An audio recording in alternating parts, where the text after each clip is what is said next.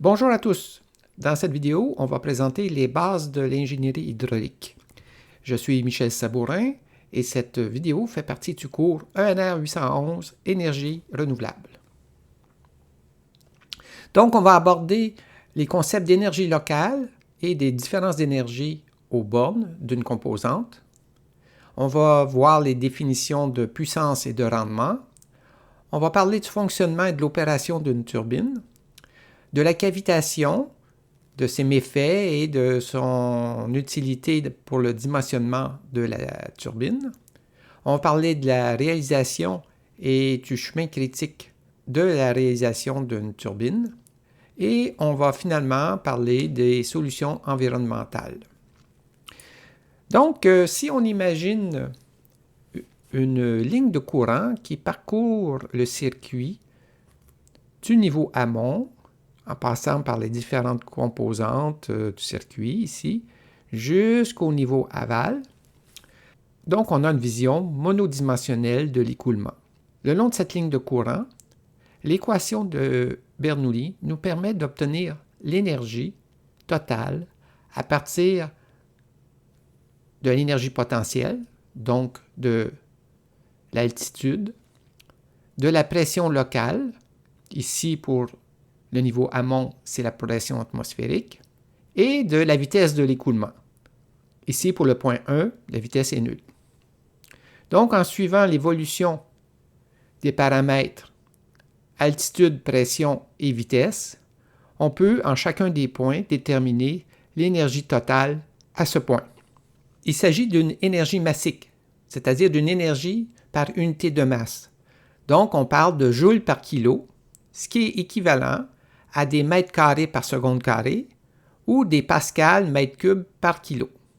Maintenant, si on regarde à la différence d'énergie aux bornes d'une composante. Prenons par exemple la conduite forcée. Alors, l'énergie totale en 2 moins l'énergie totale en 3, dans ce cas, va nous donner la valeur de la perte de charge entre 2 et 3. C'est une perte de charge qui évolue au fur et à mesure de l'écoulement entre 2 et 3. Si on considère le point 6 et 6', ces deux points sont coïncidents, mais le point 6 est à l'intérieur de l'aspirateur et le point 6' correspond à la rivière. Alors, il se distingue tout simplement que on considère qu'au point 6 dans l'aspirateur, la vitesse de l'écoulement est contenue entre les parois de l'aspirateur et a une certaine valeur parce qu'on a un débit. Alors qu'au point 6', on est dans une rivière assumée de dimension infinie et de vitesse nulle. Donc, il s'agit pour le même point d'une expansion brusque qui est considérée comme une perte singulière. Donc, la différence entre l'énergie totale en 6 et l'énergie totale en 6', c'est la différence d'énergie cinétique en 6 moins l'énergie cinétique nulle en 6'. Et cette différence locale est une perte de charge. Un autre point qui est intéressant d'observer, c'est ce qui se passe entre l'entrée de la roue et la sortie de la roue. Donc, lorsqu'on fait la différence des énergies totales en 4 moins l'énergie totale en 5, on obtient une valeur qui n'est pas une perte de charge, parce qu'une partie de cette énergie a été récupérée par l'arbre. Or, la partie récupérée par l'arbre, c'est la partie qui est due à l'absorption, à la modification de la quantité de mouvement. Et là, c'est l'équation de Euler qui nous permet d'évaluer cette énergie qu'on appelle interne, qui est absorbée par la roue. Alors, la vitesse de rotation solide à l'entrée multipliée par la vitesse de rotation fluide à l'entrée, toutes ces deux vitesses étant tangentielles, moins les vitesses tangentielles solides et fluides à la sortie, le produit des deux, va nous donner la différence de quantité de mouvement et correspond à l'énergie absorbée par l'arbre. La différence entre l'énergie totale en 4 moins l'énergie totale en 5, moins l'énergie interne va nous donner la perte de charge entre 4 et 5, donc les pertes par friction ou de choc dans la roue. Une autre définition importante, c'est l'énergie nette. Donc, l'énergie nette, c'est l'énergie qui est disponible à la turbine. Il faut d'abord définir les limites de la turbine. Contractuellement, les limites de la turbine sont définies en 3 et 6 par la position des prises de pression. L'énergie nette est définie comme étant la différence de pression totale en 3 moins la pression totale en 6. À une particularité près, c'est que pour les énergies cinétiques en 3 et 6, on utilise la vitesse débitante basée sur le débit qui est divisé par la section de passage. Donc c'est le même débit, mais la section de passage est différente entre 3 et 6. Quelques définitions de puissance et rendement. La puissance mécanique, donc la puissance transmise à l'arbre, c'est égal au débit massique qui multiplie l'énergie massique interne. La puissance hydraulique, donc c'est la puissance disponible à la turbine, donc entre 3 et 6, c'est égal au débit massique qui multiplie l'énergie nette. Le rendement hydraulique, c'est donc le rapport de la puissance mécanique sur la puissance hydraulique, ou bien c'est l'énergie interne sur l'énergie nette, ou la chute interne sur la chute nette. Le rendement électrique, c'est la puissance électrique donc, qui sort de l'alternateur sur la puissance mécanique, la puissance qui est transmise à l'arbre. Le rendement du groupe, donc si on considère turbine et alternateur comme une seule machine, c'est égal à la puissance électrique sur la puissance hydraulique. Et donc, c'est égal au rendement hydraulique multiplié par le rendement électrique. Le fonctionnement et l'opération de la turbine. Bon, les paramètres de fonctionnement qui influencent le comportement. Une même turbine peut prendre plusieurs configurations géométriques. En fait, lorsque on modifie l'ouverture des directrices, donc c'est ce qu'on voit ici sur cette animation, on voit que l'espace entre les directrices change en fonction de la position de la directrice. Pour chaque configuration géométrique, sous une chute donnée et une vitesse de rotation donnée, on obtient un point de fonctionnement. Le débit, la puissance et le rendement sont un résultat pour ce point de fonctionnement. Pour une machine industrielle raccordée au réseau électrique, la vitesse de rotation est fixe et synchrone pour obtenir la fréquence du réseau électrique. Toutefois, lors de la conception, on peut faire varier cette vitesse en changeant le nombre de pôles de l'alternateur. Il convient de réaliser que pour une conception donnée, en ajustant la dimension et la vitesse de rotation, sous une chute donnée, on pourra toujours faire la puissance souhaitée. Ceci dit, il faut s'assurer que la mécanique puisse le supporter et que l'enfoncement de la turbine soit suffisant pour éviter la cavitation. Le comportement de la turbine dépend essentiellement de 3 variables, la chute, le débit et la vitesse de rotation. Ce qui veut dire que pour un point de fonctionnement, on a 3 variables. L'ouverture des directrices, la chute et la vitesse de rotation. Donc, pour une ouverture, une chute et une vitesse de rotation, on obtient un débit, un champ de vitesse partout dans la machine, une puissance et un rendement. Ces 3 variables sont transformées en 2 chiffres de similitude, puis il y a différents systèmes de similitude. Alors, les plus connus et utilisés sont le système NE1-QE1, ou plus récemment NED-QED, et il y a aussi le système phi-psi. Pour clarifier le tout, c'est qu'au lieu d'utiliser les 3 variables chute, débit et vitesse, on va en utiliser 2.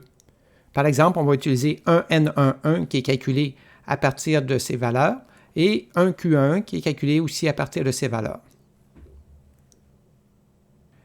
L'avantage, c'est que ces chiffres de similitude permettent de s'affranchir de la dimension de la turbine.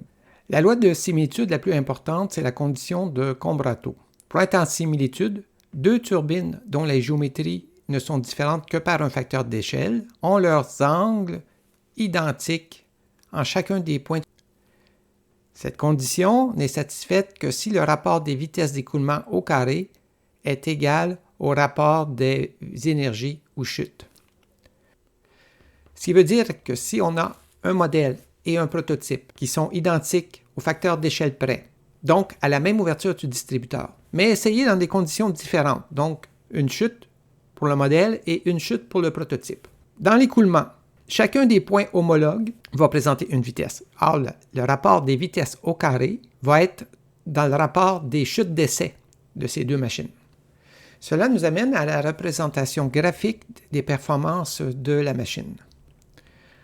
Alors, on peut donc, à partir des points de fonctionnement, déterminer les chiffres de vitesse et de débit, et pour chacun d'eux, représenter la performance comme étant la troisième dimension. Ainsi, sur ce graphique, ici on a le chiffre de vitesse ou les chiffres d'énergie, et ici on a le chiffre de débit. On est capable de représenter la performance de la machine comme étant une troisième dimension. Ainsi, pour le rendement, on obtient une forme qui ressemble à une colline. Donc, on aurait les iso-altitudes de la colline qui représentent les iso-rendements. On peut donc, à partir maintenant de cette colline de rendement, obtenir la performance pour toute condition hydraulique et donc de transposer un essai modèle à la performance d'un prototype, peu importe sa dimension et sa chute de fonctionnement. Donc, un petit sommaire de la physique du fonctionnement. Une même turbine peut prendre plusieurs configurations géométriques en faisant varier l'ouverture des directrices et pour une roue Kaplan, on ajoute l'ouverture des pales de la roue. Pour chaque configuration, sous une chute donnée et une vitesse de rotation donnée, le point de fonctionnement est fixé. Le débit, la puissance, le rendement sont un résultat pour ce point de fonctionnement. Pour une machine industrielle raccordée au réseau électrique, la vitesse de rotation est fixe et synchrone pour obtenir la fréquence du réseau. Lors de la conception, on peut faire varier cette vitesse en changeant le nombre de pôles de l'alternateur. Il convient de réaliser que pour une conception donnée, en ajustant la dimension et la vitesse de rotation sous une chute donnée, on pourra toujours faire la puissance souhaitée.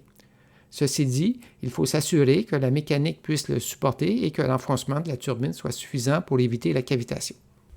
La cavitation dans les turbines hydrauliques. La cavitation est un phénomène qui a un impact majeur sur les turbines hydrauliques. Il s'agit d'un phénomène singulier. Ce que je veux dire par là, c'est que ce n'est pas un phénomène qui existe toujours et qui est continu. Il n'existe pas et tout à coup, il commence à exister et ensuite va prendre de l'ampleur. C'est un phénomène qui limite la puissance produite par la machine. Il crée des vibrations, des érosions, du bruit qui endommage la machine et c'est le premier critère de dimensionnement. Il influence le coût de la réalisation du projet, les coûts d'entretien et sa productivité. Donc, il a une influence économique fondamentale dans le développement d'un projet. On observe 3 étapes dans le développement d'un phénomène cavitant. Il y a d'abord son initiation, sa croissance et sa résorption. Donc, la bulle apparaît, elle est entraînée par l'écoulement, elle peut prendre du volume et ensuite elle implose et disparaît. Par exemple, sur une hélice de bateau, on voit des bulles qui sont créées ici. Alors, ces bulles-là ne sont pas des bulles d'air, ce sont des bulles de vapeur dues à la cavitation. Lors de l'implosion des bulles, si cette implosion se fait au voisinage d'une paroi solide, eh bien, ça va générer des ondes acoustiques dans l'eau qui sont extrêmement violentes et qui vont détruire le métal, au point de faire disparaître des portions complètes de l'aubage. Autre type de comportement en cavitation. Dans un écoulement, on peut observer, si la pression est suffisamment basse, qu'une obstruction qui crée un tourbillon de von Karman, on va visualiser le tourbillon par l'apparition des bulles. Donc, vu de côté et vu en plan. Donc, on voit les tourbillons qui se succèdent à partir du bord de fuite de l'objet. On a une cavitation ici marginale au bout de l'hélice. C'est ce qu'on avait observé tantôt. Et ici, on représente un essai modèle. Donc, on voit la roue par le compte de l'aspirateur qui est en plexiglas. Et on voit ici, au centre de l'écoulement, une torche qui est développée en tire-bouchon et qui caractérise un fonctionnement aux charges partielles. Ici, on voit une comparaison entre le prototype, donc la machine industrielle, et le modèle. Alors, on voit des usures qui sont localisées à cet endroit. Et sur le modèle, ce qui cause cette usure-là, c'est un décollement au bord d'attaque qui crée de la cavitation et l'implosion des bulles va générer les usures qu'on voit ici. Alors, qu'est-ce que la cavitation? Une définition simple s'exprime ici. C'est la rupture du milieu continu de liquide sous l'effet des contraintes excessives.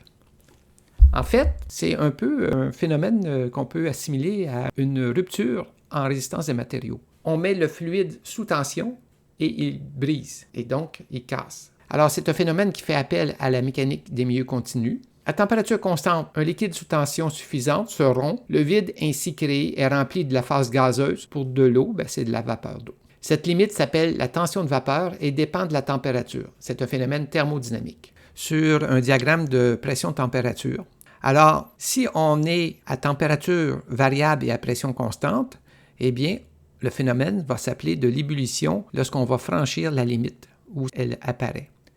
Lorsqu'on est à température constante et à pression variable, donc par exemple, si on se met mettons à peu près à 20 degrés, on va voir apparaître à un moment donné des bulles qui vont être des bulles de cavitation. Et disons, pour fixer un peu un ordre de grandeur, la pression ambiante absolue pour l'apparition des bulles à la température ambiante, disons autour de 10-20 degrés, c'est de l'ordre d'environ 2/10 de mètre de colonne d'eau.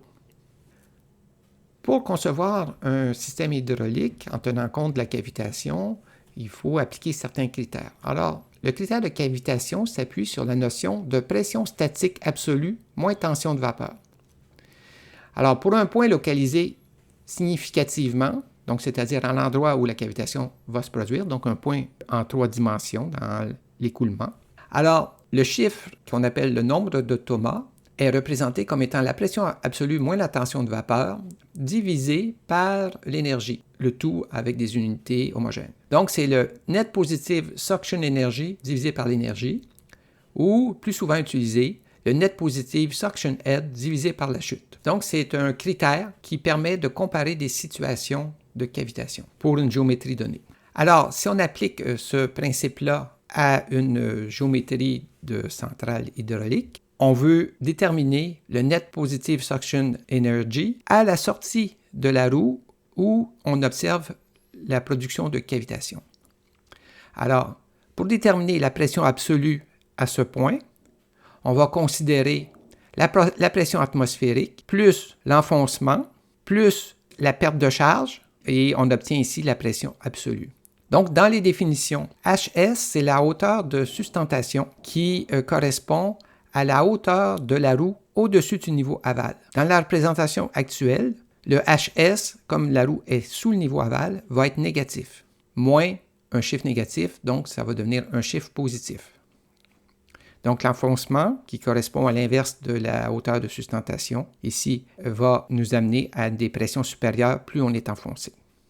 Le ZR, c'est la hauteur de la roue par rapport à une référence, et le Z aval, c'est la hauteur du niveau aval par rapport à la même référence. Donc, le nombre de Thomas va être égal à la pression atmosphérique, plus la perte aspirateur, moins la hauteur de sustentation et moins la tension de vapeur, le tout divisé par la chute. On observe sur cette image qu'on peut placer la turbine à différentes élévations et que l'énergie disponible à la machine va être la même. La seule chose, c'est qu'ici, on est plus enfoncé, donc la pression ambiante va être plus élevée. Alors, si on simule le fonctionnement de cette turbine et qu'on fait varier la hauteur de l'enfoncement ou la hauteur de sustentation, eh bien, pour la turbine la plus enfoncée, on va partir sur cette courbe. Donc, on représente le sigma en abscisse et le rendement de la turbine en ordonnée. Alors, partant de la droite, avec un enfoncement élevé, au fur et à mesure que la roue monte, le sigma diminue, et tout à coup, on va voir apparaître en quelque part dans les aubes des premières bulles. Donc, au départ, c'est un phénomène qui ne crée pas trop de problèmes, mais tout à coup, on va voir que ça vient perturber l'écoulement. On peut avoir parfois même une augmentation du rendement, et tout à coup, à partir d'une certaine situation où la pression sous la roue devient de la tension de vapeur, on observe une chute de performance importante. Si on applique l'équation de Bernoulli à la sortie de la roue, on peut développer l'équation suivante qui permet de relier la vitesse sous la roue, donc la vitesse axiale sous la roue, à la chute et au nombre de Thomas.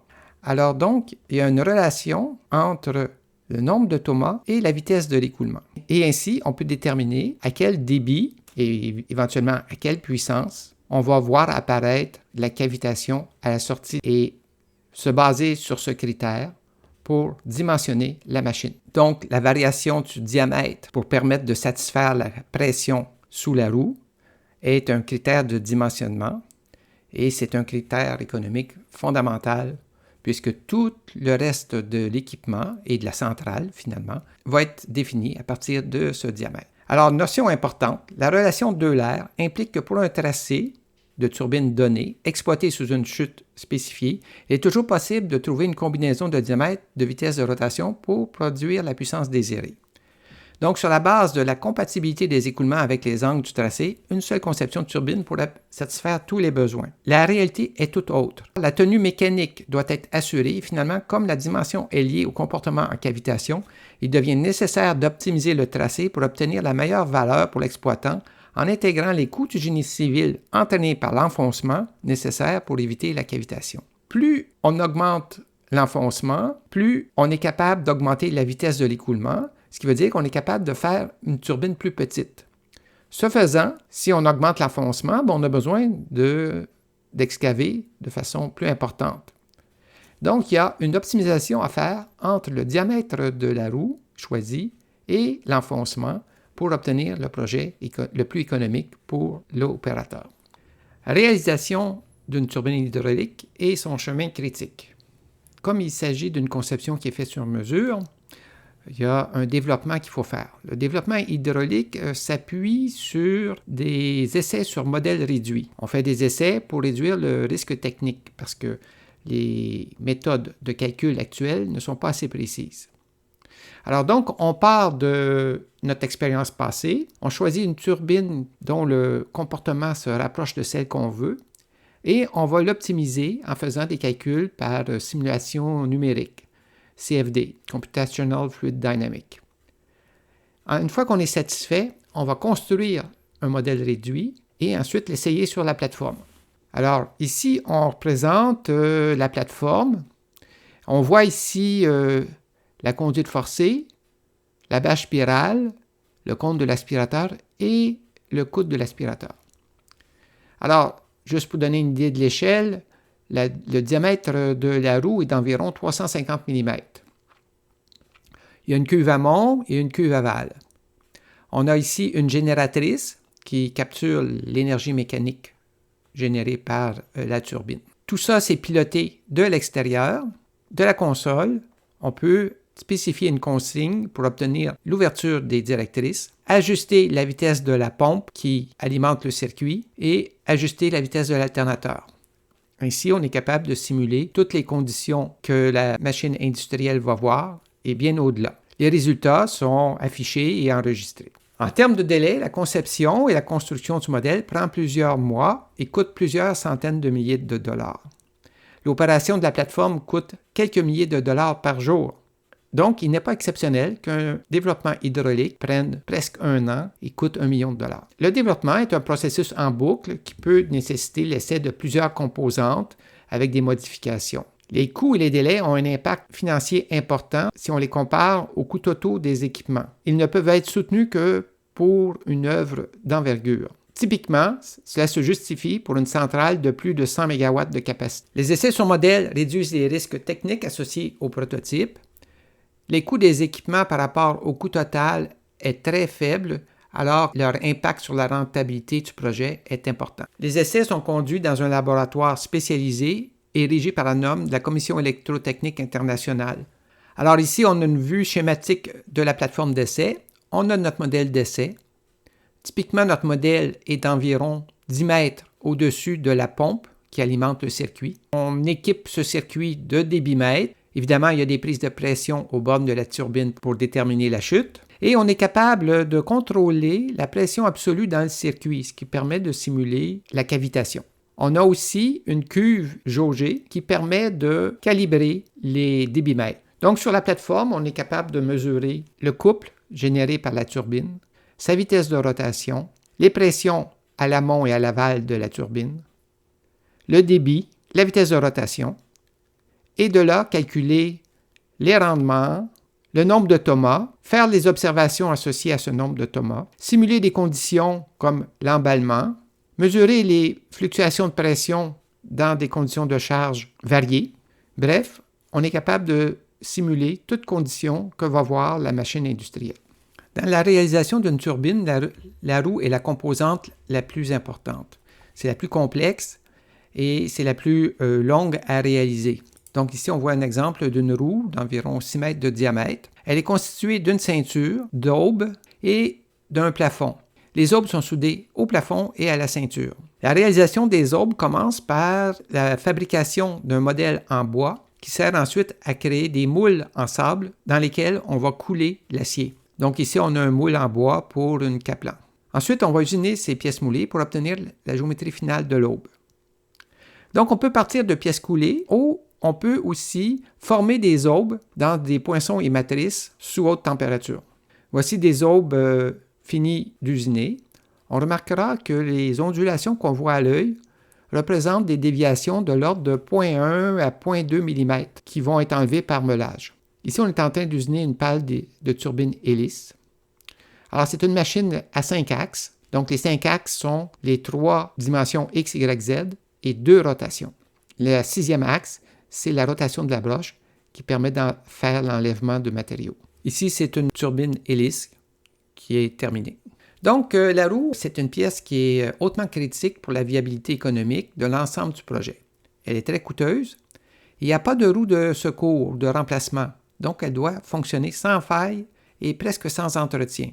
Si on compare le coût de la roue à l'ensemble de l'usine, eh bien, elle coûte moins de 1%. 10 jours de production de la roue vont payer son coût. Donc, typiquement, une roue de turbine qui a fonctionné 10 jours va avoir généré assez d'électricité pour payer son coût d'achat. Toutefois, si un accident advient et qu'il faut remplacer la roue, eh bien, ça va prendre environ 100 jours d'arrêt de la machine. Le coût de la roue est très peu important par rapport à son poids économique et il faut absolument que la roue soit fiable. Alors, on fait beaucoup d'études pour améliorer sa performance, mais il faut que ce soit sans compromis par rapport à sa fiabilité. La défaillance d'une roue constitue une catastrophe économique. Son remplacement prend du temps. La fiabilité des roues est donc très importante.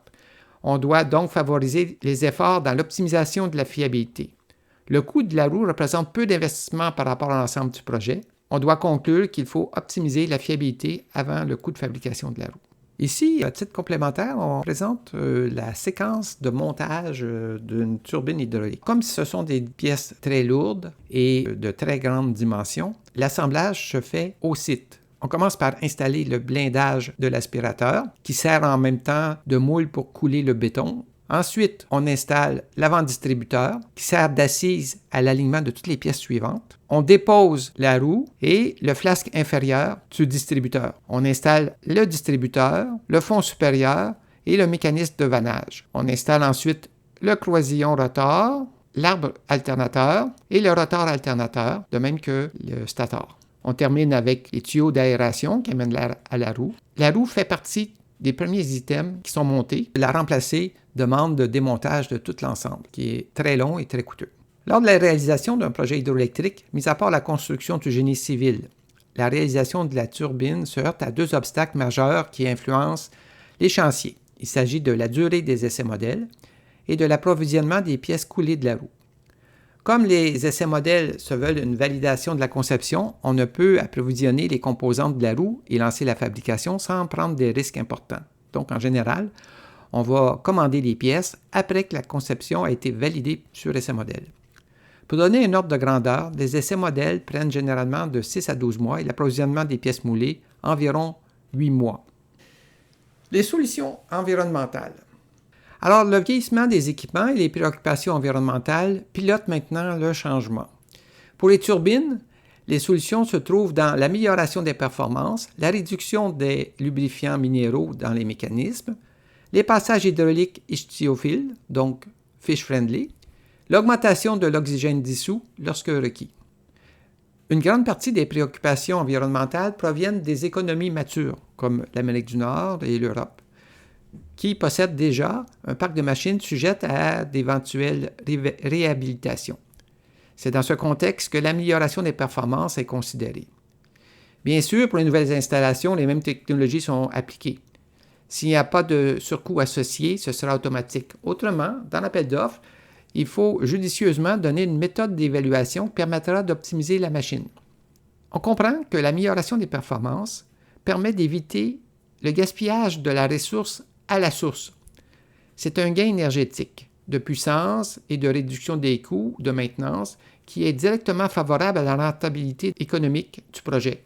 L'appel d'offres devra donc spécifier comment l'évaluation de ces aspects permettra aux soumissionnaires de gagner le contrat. Pour améliorer les performances, il s'agit de diminuer les pertes singulières, les pertes par choc, les défauts d'incidence, les expansions brusques, les pointes d'énergie cinétique, bref, des pertes qui dépendent du degré d'optimisation de la conception hydraulique. Certains pourraient craindre que ces améliorations de performance peuvent pénaliser d'autres aspects environnementaux.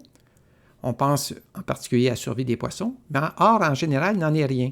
Lorsqu'on améliore la qualité de l'écoulement pour la performance, l'écoulement est plus harmonieux et donc est moins dommageable pour les poissons.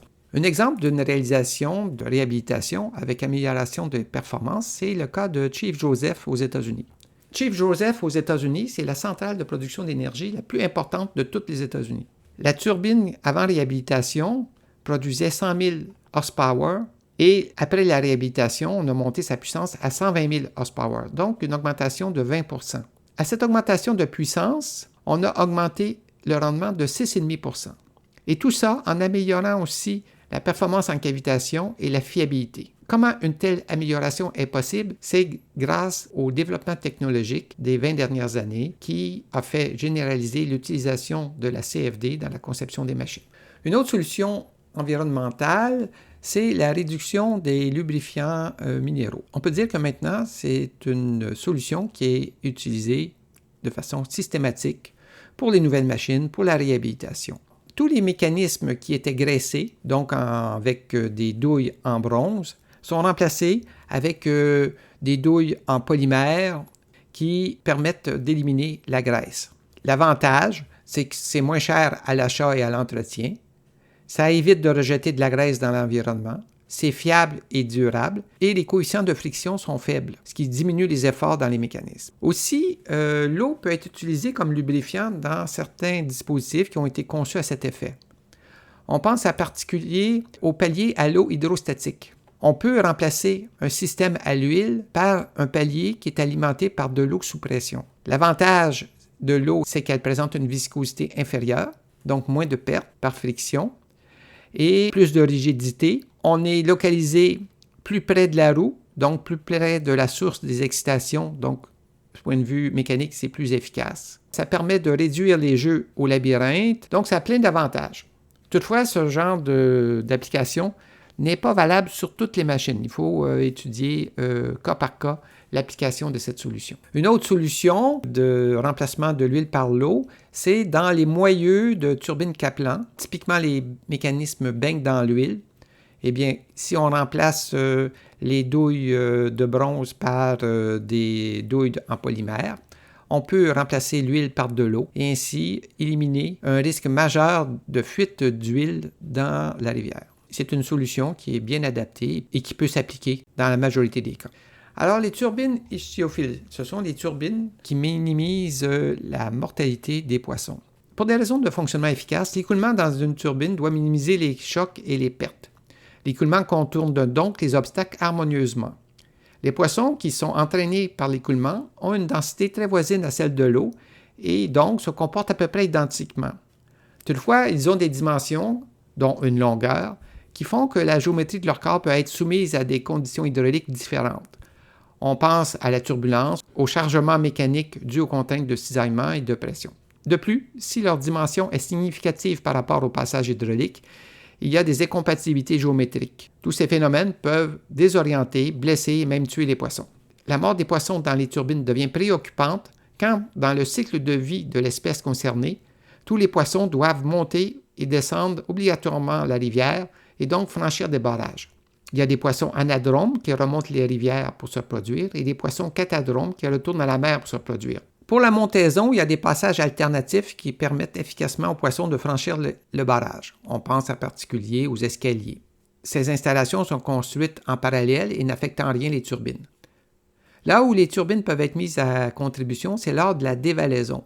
En effet, pour franchir le barrage, la turbine présente un choix parfois incontournable, ce qui essentiellement justifie un travail d'optimisation. À la base, le risque de mortalité augmente avec le nombre de barrages franchis ou de turbines traversées. Si pour une turbine Francis conventionnelle, on a 80% de taux de survie, il est sûr qu'après avoir traversé 10 turbines, on n'aura plus que 10% de survivants pour l'espèce concernée. Pour une turbine Kaplan, pour une turbine fish-friendly, on vise 95% de survie à chaque passage et même on veut dépasser 98%. Donc, le nombre de barrages à traverser a une incidence sur le taux de survie global de l'espèce. Les mécanismes de blessure. Dans une turbine, il y a plusieurs causes de blessure qui varient avec l'endroit considéré. Il y a des causes mécaniques qui dépendent des parois solides. On pense au choc avec les parois fixes ou mobiles de la turbine, à l'abrasion par frottement avec les parois, au pincement ou extrusion lorsqu'un courant entraîne le poisson dans un espace où il ne peut passer. Il y a aussi des causes hydrauliques liées au fluide, la pression qui varie dans l'espace et fluctue dans le temps, les cisaillements, la turbulence qui peut, par les tourbillons, étourdir le poisson, ce qui le désoriente et le rend victime des prédateurs. La CFD, couplée avec un analyseur d'événements, comme le logiciel BioPA du Pacific Northwest National Laboratory, permet d'évaluer de façon quantitative les différents dangers et on obtient un chiffre indicatif du taux de survie pour l'ensemble des événements se produisant dans la turbine. Ces dangers sont localisés, ce qui permet de modifier localement la géométrie afin de les réduire. On fait aussi des essais dans des laboratoires spécialisés où on simule les poissons par des petites pièces de plastique qui ont une flottaison nulle et qui sont entraînées par l'écoulement et on vérifie s'ils entrent en collision avec les pièces fixes ou mobiles de la turbine. Alors, les chocs sont détectés par la courbure 3D locale de la trajectoire. On observe des collisions au bord d'attaque des avant-directrices et des directrices, au bord d'attaque de la roue, au nid de pile de l'aspirateur et sur le profil de l'aubage en périphérie à cause des tourbillons des fuites marginales. On parle des turbines Kaplan. En plus d'augmenter le taux de survie des poissons, les solutions qui modifient les composantes de la turbine pour la survie des poissons, en plus d'augmenter le taux de survie des poissons, les solutions qui modifient les composantes de la turbine tendent à augmenter le rendement, diminuer la cavitation et augmenter légèrement les coûts des équipements. Il faut noter qu'il existe une solution avec des grilles qui capturent les poissons ou qui les dévient et qui leur permettent d'éviter de passer dans la turbine. Toutefois, ce genre de grille va perturber l'écoulement, nuire à la performance de la machine et certainement très nuisible pour les poissons qui ont évité d'être capturés par cette grille. Un autre problème environnemental, c'est le taux d'oxygène dissous. Dans les régions chaudes, l'activité biologique en été consomme l'oxygène dans le réservoir à l'amont. L'eau turbinée sans oxygène est envoyée dans la rivière et tue ainsi la vie aquatique. Il s'agit d'un problème saisonnier et climatique qui affecte certaines régions. On peut voir ici un exemple de mois de l'année et de taux d'oxygène dissous dans la rivière. Et on se rend compte que dans certaines périodes, on tombe sous les 6 mg par litre, ce qui affecte le confort et même la survie des poissons. Ce taux d'oxygène est dû au fait que l'eau est captée à un endroit où il n'y a pas d'oxygène dans le réservoir. Une solution efficace, c'est l'admission d'air par effet Venturi dans le voisinage de la roue. Cette méthode ne nécessite pas de source d'énergie externe, comme des compresseurs. La turbulence dans l'aspirateur peut devenir un allié dans la dissolution de l'oxygène. C'est un système passif, presque sans maintenance ni coût d'exploitation, et l'admission de l'air cause une perte de productivité. Oui, on admet de l'air dans un endroit où la pression est faible, donc on augmente la pression, ce qui fait que ça peut diminuer le couple généré par la machine. Les solutions les plus efficaces présentement utilisées sont l'aération par le bord de fuite et l'aération par le bord d'attaque d'un profil interaube. Donc ici, on a une solution par le bord de fuite. Ce qu'on fait, c'est que les aubes sont creuses, on alimente en air l'intérieur de l'aubage et il y a des petits trous au bord de fuite par où s'échappe l'air et donc on a des bulles. Dans le cas d'un profil interaube, encore là, on amène l'air par des aubes creuses à travers un profil qui est entre les aubes et il y a des trous dans le profil qui permettent à l'air de se retrouver dans l'écoulement. Donc, ces deux méthodes fonctionnent très bien pour améliorer le taux d'oxygène. Aujourd'hui, les exigences en matière de performance environnementale sont des facteurs importants qui doivent être intégrés dans la fonction objective à optimiser. L'expérience a démontré que le résultat final est souvent le produit d'une solution qui maximise à la fois la performance économique et environnementale de l'installation. Les améliorations environnementales montrent que la viabilité et l'avenir de l'hydroélectricité demeurent prometteurs. Ceci complète la série de vidéos sur l'hydraulique et l'hydroélectricité dans le cadre du cours ENR 811 Énergie renouvelable.